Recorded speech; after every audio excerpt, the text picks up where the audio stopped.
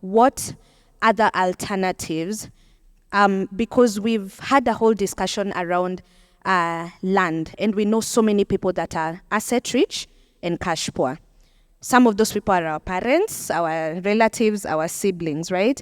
We've had to literally send money home to people who have very big houses that they can't maintain, they can't repair, they cannot keep up with, right? So if I'm listening right now and I want to know, because I want us to just get straight into it in terms of, I want something that is, I would like real estate to become income generating as quickly as possible, right? Because for me, the goal is to make money, keep money, then multiply that money. I want to get some form of income from real estate. What are the alternatives? Okay, I think that's also partly why we're here, right? And one of the alternatives that I will say is a direct alternative to traditional or rather physical real estate investing. This is just because I believe you still have your interest in investing in real estate. It's simply what we currently call real estate investment trust. Now, a real estate investment trust, in simpler terms, is simply a collective investment vehicle, right, that invests, operates, and owns real estate assets by pooling funds from a group of investors. They're usually structured as a trust, whereby the assets are held, again, by a trustee. Now, let me just bring it home a bit. If you look at this building that you're currently in, right, you probably look at it and like, this is a very good building.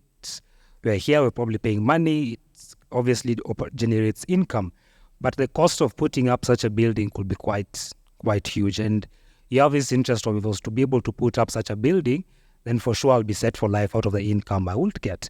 Now, what REITs do is to simply take such a building, change it into a financial asset, obviously within regulatory aspects. Then once you get the value of the entire building, right, you sort of now divide it into what we call shares or units. Then you sell these units to multiple people. So now you don't have to go pick a loan of $1 billion, for example, or even 10 million, right, to come and invest in real estate. It just means because you're still interested in having a portfolio that is exposed to real estate, you simply now come and pull your money together with other investors, and you have a stake in actual real estate. Now, when you do that, you move away from the ideas of having to manage your property, the ideas of having to hire a caretaker, etc. Now, your money literally works for you. So, one, you have exposure to real estate because that's what you've always wanted to have.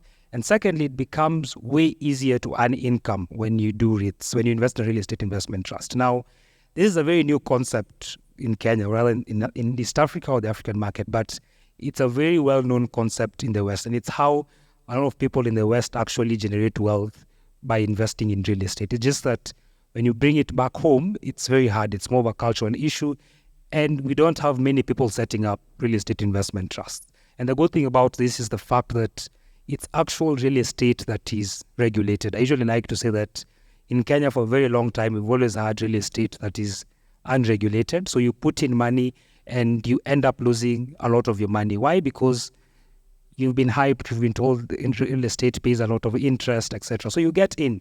But once you get in, you find the story is very, very different. So I think personally, and I will always just say, your direct alternative to real estate investments, direct real estate investments, is by simply investing in REITs, which still give you an exposure to real estate.